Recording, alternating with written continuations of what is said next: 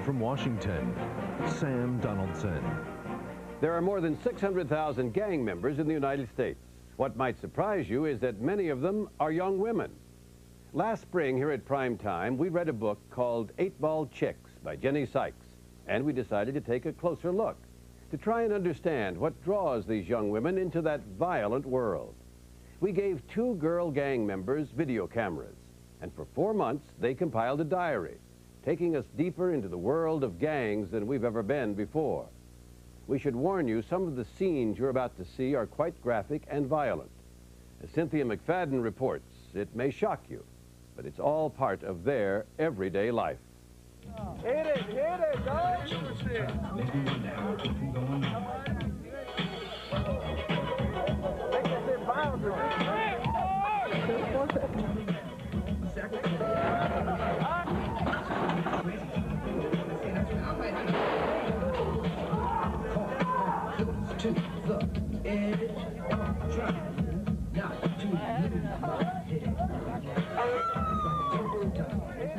It's a world outside the law. Yes, I got arrested.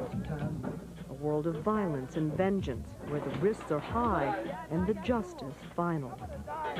Gangbang, just you going out doing some violence. I mean, with the intention. You go out with the intentions of you know, getting in trouble. I shot somebody's ear off with a .357. You were trying to kill him? Yeah, I was. When we were kicking out on the street, kicking back on the street, and someone would pass by shooting at us or something, to me that was exciting because people were going to the movies to pay $7 to see something like that, and I was living it. Living the life of a gangster. Rocio Parra, known as Jokey, is a member of a predominantly male East LA street gang called the Drifters. Less than 5 feet tall, she's stolen cars, sold drugs, and shot at her enemies. All part of the business of the gang. So all you punk-ass bitches that want none, you can't get none, ho? Mara Lupacero is also a gangster in East L.A., though she's never met Jokey and knows little about the Drifters. Mara is not only one of the few female members of a gang called Tepa 13, she is also one of its leaders.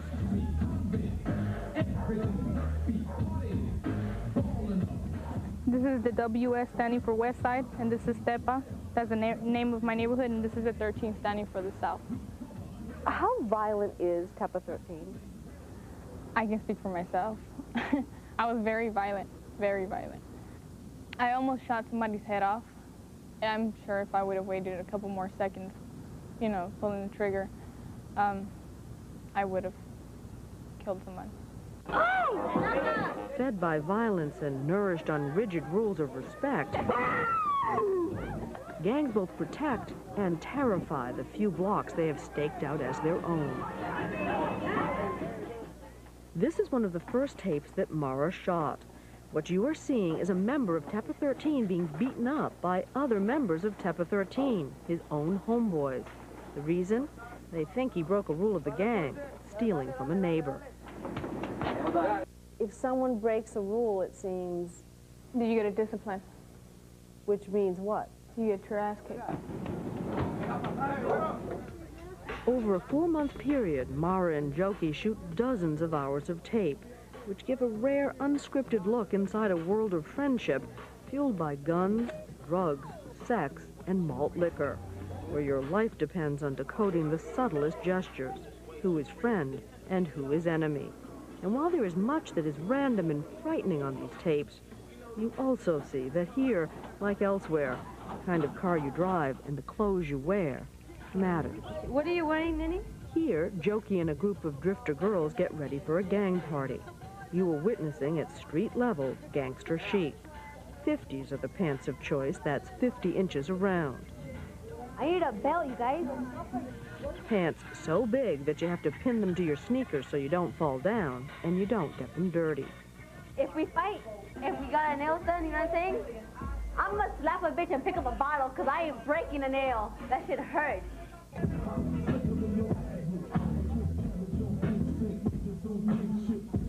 It's party time, Friday night in the hood.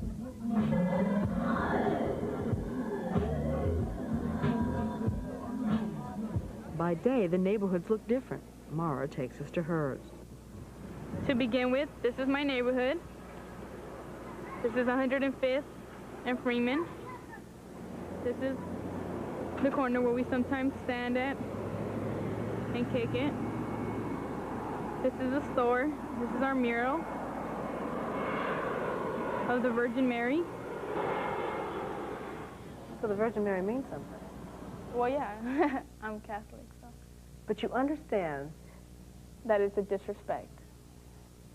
that you're talking about guns and drugs and shooting folks and beating them up, and yet a mural of the Virgin Mary, I respect that. Yes, it's more sacred than anything.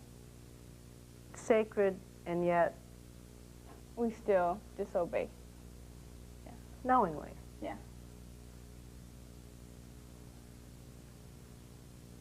Do you expect to be forgiven? I hope so. Mara spent half her teenage years locked up, much of that time for attempted murder. I think those were the best years of my life yet. The 2.5 years you spent in jail were the best years of your life yet. Yeah.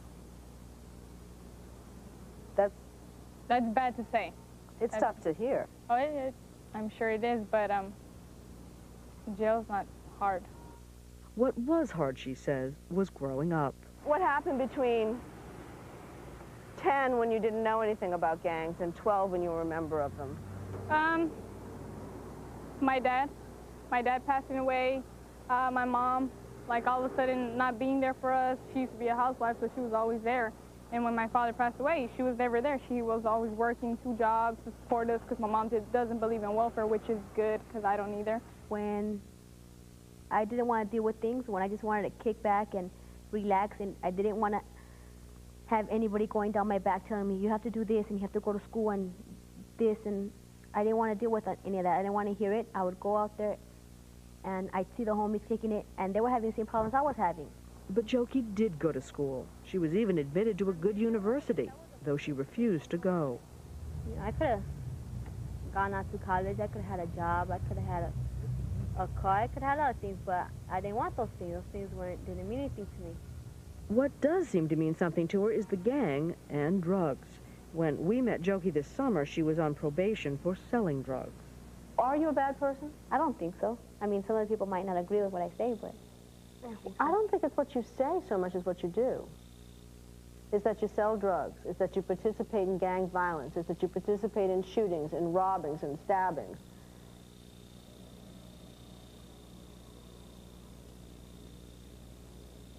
there's good things I do also. It is hard for us to understand what they see as good and bad, but you'll have an even closer look at what they face every day and every night when Prime Time continues. When we come back, Mara takes you to the scene of a murder. We are here on Prairie on 116. How many people do you know who have been murdered? 20 to 30. Do you get used to seeing this kind of a scene? This is normal to us. When Prime Time continues.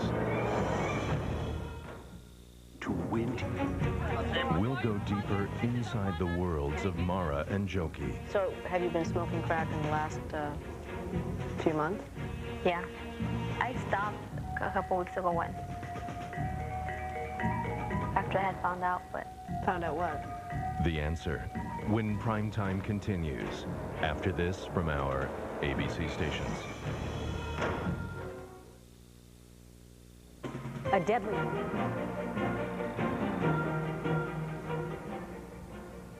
Mara and Jokey joined their gangs when they were 12 years old. Jokey is now 21, Mara 20. One of the hardest things to understand is that, like many girl gang members, they are gangsters by choice. To understand why, you have to go home with them. Cynthia McFadden continues. We are now entering my room. That's my shaggy dog. Gangsters with teddy bears and curtains. To see Jokey's room, to see what she has valued and saved. This is what you see when you come into my room. Is to have a window on her life today. Show me and my homeboy at my prom. This is a place she rarely visits, but is maintained like a shrine to a childhood that never was. Drawings my homeboy sent me from prison. Some very huge balloons. And my homeboy gave me for my birthday. They care. It's a room she almost never sleeps in, her bedroom at her parents' house. Doesn't look like the room of a gangster, does it? No, it doesn't look like the room of a gangster.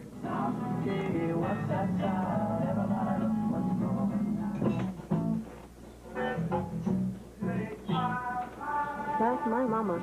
That's your mother? Yeah. She's cool. She's all right. She makes breakfast for me. At least she used to. Ooh, pancakes. This is where you'll find her most of the time. In the kitchen. That there's my dad. He thinks he's still in Mexico. Do you love your father? I don't know. Do you want to have a relationship with him? I'd like to, but I won't push the issue. Stubborn. I'm my father's daughter. Now, during the riots, after the verdict in the Rodney King case, tell me what happened. Tell me the story. Well, everybody started looting, and I went looting too. I was like, man, get some free stuff, and just to say I went looting, for the little thrills of it. And see a little coffee maker right there? You can barely see it. Yeah. Yeah, well, I stole that from the riots. My dad, he's stubborn for like years and years and years and years. That coffee maker was there, and he would not use it. Because he knew you'd stolen it. Because he knew I had stolen it. Because he's got, what is it called, morals or something. That's his excuse, I guess. I don't know what it is. I don't know. That's your problem with him, is that he has morals. I mean, you realize, you're saying this and you're laughing, but you realize that most of the people watching this want to slap you when you say that. He just has a really bad attitude. A future inmate. While Jokey rarely visits her parents' house, preferring to crash on friends' floors, That's my little brother, Steve. Mara lives here at her mother's house. And while her mother disapproves of the gang, Mara hosts a homeboy's birthday party in the backyard. And her 4-year-old brother, Steven, is allowed to come. What's up, loco? Right. You want some rice? Okay, I'm gonna get it for you right now, okay, fool? You don't have any problem with him being around these guys? No. He's in my backyard. He's completely safe. What about him becoming one of them? Oh, I have a huge problem with that. Why? Because that's my little brother.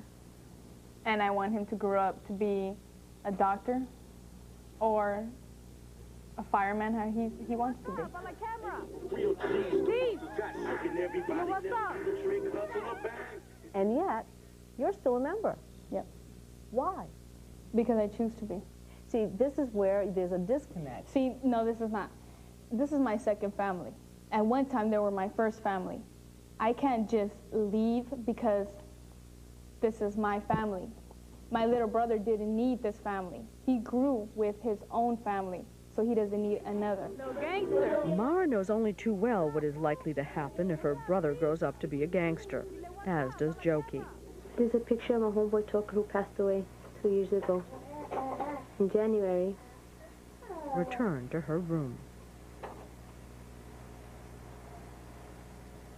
And that's another homeboy, little man, who passed away 2 months later.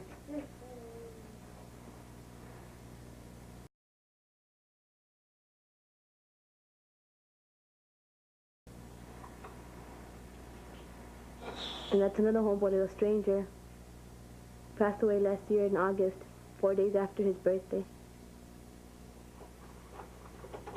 We always remember him because we always have him close by. The worst memory I have of this street is when my homeboy little stranger passed away. They shot him in the head just across the street from us, right here on Pico Boulevard. What's the bad things that keep you here? Oh, it's the bad thing to keep you. Because my homeboy little stranger, he died for a reason. He died for the neighborhood, so how am I just gonna up and get out of the neighborhood? That's something he died for. And he was important to me, so I'm gonna try to maintain what was important to him, which is the neighborhood, because that's what he died for. A trip to visit Little Stranger at Forest Lawn on what would have been his 19th birthday, one of 20 dead drifters. A gangster's baby comes along, a silent reminder that the time between a gangster's birth and death can be very brief. Rest in peace, Little Stranger. Happy birthday. Death is always close by. Look at this. Just another June evening. Just another Sweet 15 party. Just another murder. This is one of my homeboys' girlfriends, Sweet 15. We have just been notified that there's a gang shooting and we need to be looking out, although they're stupid enough to keep on hanging out here. Mara and her homeboys are off to investigate whether the victim is from Tapa 13. They're doing a call back to us 415. And we are here on Prairie and 116th. Basically, this is a murder at one of my homeboy's shops. It looks like another gang member was standing out in front of his shop on the phone, and a rival gang just pulled up and just killed him, just shot him about 14 times. This is his corpse. Family members. Not a good sight. But not her problem. Though the shooting was outside the shop of the Tepa 13 member, the dead man is from another gang. The revenge will be that gang's. You're 20 years old. Uh-huh. How many people do you know who have been murdered? Oh, maybe about 20 to 30. Do you get used to seeing this kind of a This scene? is normal to us. Can you really say that? Yes. I mean, there's people who shot at me. I could have, you know, or I could have been walking down the street one day and got run over by a truck. I mean, you know. But that's not how the homeboys die. No, but They don't get hit by trucks, they get hit by bullets. it's luck, I guess. So when you see the body bag on the sidewalk, you don't think, man, I got to get out of this life? No. It can happen to anyone. If you think about it, it can happen to anyone. And so what do Mara and Joki do after a night of gang banging? You may be surprised. She says she'd like to be a lawyer, but she spends her nights with the gangs. And where is her future headed? What does it mean to be a mother to you? I don't know it. When Prime Time continues. Now, what is to become of Joki and Mara? What are their hopes and their dreams? And how do they balance life on the inside with the world outside? Once again, Cynthia McFadden. 7 a.m. Mara Lupacero, gangster, getting ready to go to work at a law firm in a very different neighborhood. It's hard to know what Mara sees when she looks in the mirror, the girl from the hood or the one who's left it all behind. In fact, she says she sees no conflict in leading a double life. Even though I'm gangbanging still, either, you know, I'm still there, I'm still doing everything. I don't steal anymore. I don't hurt anybody no more, which is good, which is very good, because that right there is one big step for a gang member.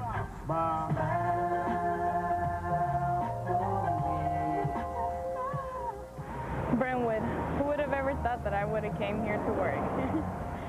I needed a job, so I did what I had to do. It's a different environment. Everybody here seems to be wealthy, rich. I'm not. This is my desk. Here, looks very empty, which is good. That means I have less work to do. Hi, Connie. Hi, how are you? Fine. Do the people you work with know about your No, they don't. past? No. They don't know that I've ever been in jail. They don't know anything about me. They don't know that you're still a member of a gang? No. They haven't seen that tattoo on your stomach? No. My boss has been very good. He's very nice. He pays me very well. He's a lawyer. He's a lawyer. He is. What if he tells you, look, to keep the job, you got to quit the gang? I mean, what am I supposed to do, jump out? No, I'm not going to. Even if you're going to lose your job? Well, then I'll just find another one. Joki, too, was eager to show us how she makes her living. What the hell am I going to do today? Well, it all depends on how much money I got. Let's see. See, this is my little money basket. As you can see, there is no money. So what happens when there's no money in here? Now, anyone else may think these are pictures. Whoa, I didn't see that. But that's what's going to make us our money for today. Right in the sock drawer. Good stuff. Ooh, we come party this weekend now. Have you ever had a job? Yeah, I have. What'd you do? I will work for fast food restaurants, but it's a lot of work, and they don't pay you for what you do. And That's why they call it work. yeah, but I made more money working less. More money doing less doing what? Hanging on the corner, providing for the community. Selling drugs. Yeah, you could, if you want to put it that way. Would you buy $200 worth, $300 worth? Not even so much. I would buy at like wholesale prices is about $100. What does that sell retail here on the sidewalk? I could sell it for $400, so I'm making $300 profit. And how long would it take you to sell it? It really differs. Sometimes in an hour or two, gone. It's a lot better money than working at McDonald's. Right. A lot better. And a lot less work. Remember, Jokey's on probation for selling drugs. A probation she has no problem violating on camera. She not only sells pot, she smokes it, spiked with crack. So, have you been smoking crack in the last few months? Yeah. I stopped a couple weeks ago once. After I had found out, but... Found out what? That I was pregnant. But, But you had been smoking since... yeah. And you know it could harm the baby. Yeah. That's right. Jokey, homeless and selling drugs, is pregnant. The person smoking the crack-laced joint is the baby's father. His name is Shaggy. He, too, is a member of the same gang as Jokey, the Drifters. What does it mean to be a mother to you? I don't know it. What do you think when you think about having the baby? What do you think? My brain like goes on pause. I can't. Your brain goes on pause? You mean you won't let yourself think about it? That might be it too. Do you think that's a virtue? It works for me. You love her? Shaggy, recently released from prison, already has one child he rarely sees. Yeah. So, we've talked a lot about the baby and about how she feels about it. And I want to know how you feel about it. Excited to get to be a father again. Is it going to be different with this baby, do you think? I'm not too sure. Well, isn't it kind of scary to be having a baby and hear the father of the baby saying, you know, maybe I can do something, but I don't know, don't count on me? No, for the simple fact that I knew what I was getting into. I knew that I couldn't count on him, so if I made that choice, well, that's on me. You dare hope? No. You look really sad, Jokey. Is this... No? I'm wrong? You look like you'd like to cry, is what you look like.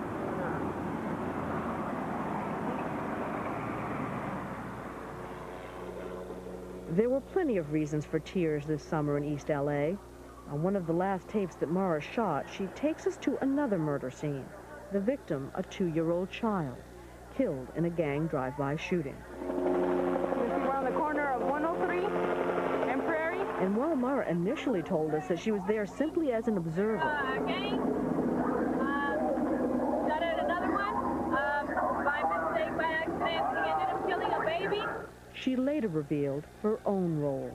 When we pulled up, you know, and I was so close, I was the first car in there, and this guy just comes out from the back and just shoots once. But what he was shooting at was Mara and her gang. Like, I kind of paused a little, and then he shot again, so I just put my car in reverse, and I just, like, skidded back, you know. The incident started earlier that night when a rival gang spray-painted a Tepa wall. It was Mara who led the chase into rival territory where the shooting occurred. A rival gangster was arrested for firing the fatal shot. They have captured him. The helicopter is now left there, and we arrested him. The way it goes. You say that's the way it goes. What does "that's the way it goes" mean? I meant that's the way it goes for them to get caught. You seem so... Normal, calm. Yeah. It's normal in my neighborhood. And a 2-year-old baby's dead. And a 2-year-old baby's dead, which is very sad, but no, I don't feel any blame and I don't feel any fault for it. You say very sad as if it isn't very sad. It is very sad. It could have been my little brother, it could have been anyone's child, but why should I feel fault? And you don't see that the gang life is what brings us about. No. And so the cycle continues.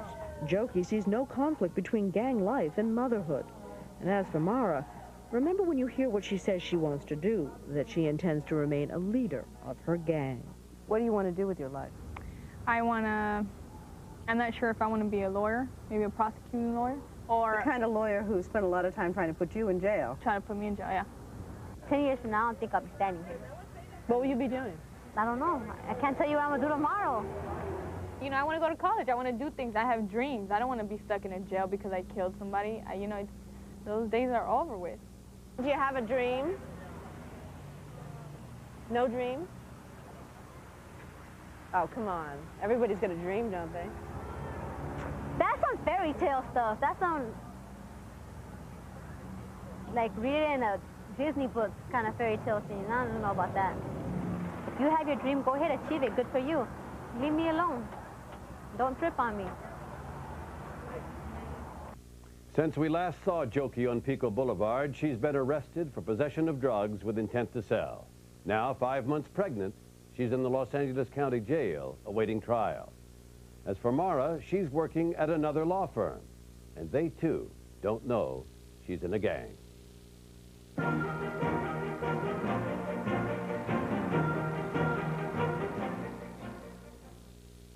Eyewitness Your local news. And don't forget Good Morning America tomorrow.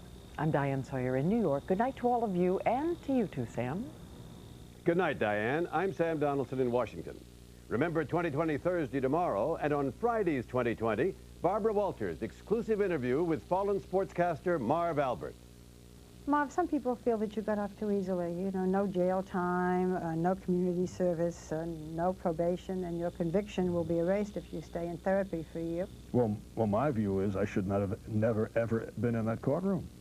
Don't forget Barbara Walters' exclusive interview with Marv Albert Friday on 2020. And be sure to join us again next Wednesday evening for another edition of Primetime Live. To order a video cassette or transcript of tonight's Primetime Live, call 1-800-CALL-ABC.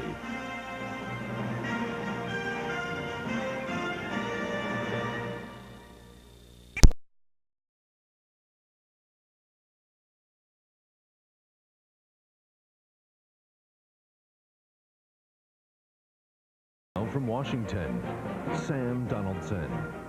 There are more than 600,000 gang members in the United States. What might surprise you is that many of them are young women. Last spring here at Prime Time, we read a book called 8-Ball Chicks by Jenny Sykes, and we decided to take a closer look to try and understand what draws these young women into that violent world.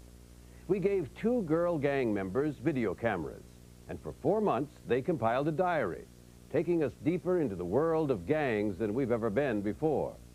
We should warn you, some of the scenes you're about to see are quite... How violent is Tepa 13? I can speak for myself. I was very violent, very violent. I almost shot somebody's head off.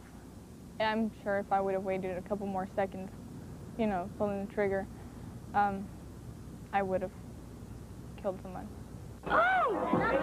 Fed by violence and nourished on rigid rules of respect,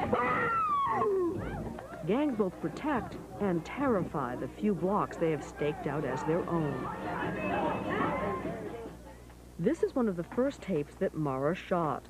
What you are seeing is a member of Tepa 13 being beaten up by other... quite graphic and violent. As Cynthia McFadden reports, it may shock you, but it's all part of their everyday life.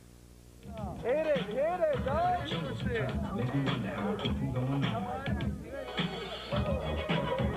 Make that shit bounce.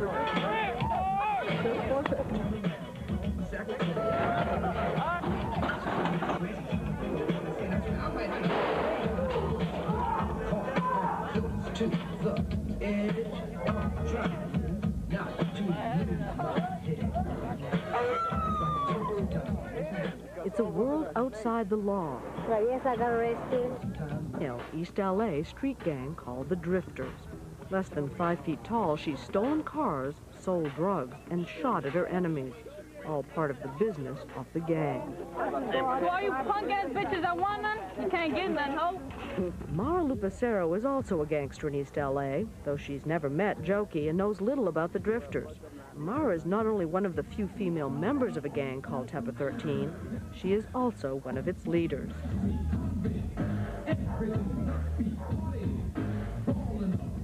This is the WS standing for West Side, and this is Tepa.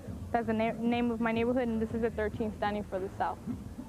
A world of violence and vengeance, where the risks are high and the justice final. Gangbang, just you going out doing some violence. I mean, with the intention. You go out with the intentions of you know, getting in trouble. I shot somebody's ear off with a .357. You were trying to kill him? Yeah, I was. When we were kicking back in the street, and someone would pass by shooting at us or something, to me that was exciting because people were going to the movies to pay $7 to see something like that, and I was living it. Living the life of a gangster. Rocio Parra, known as Jokey, is a member of a predominantly male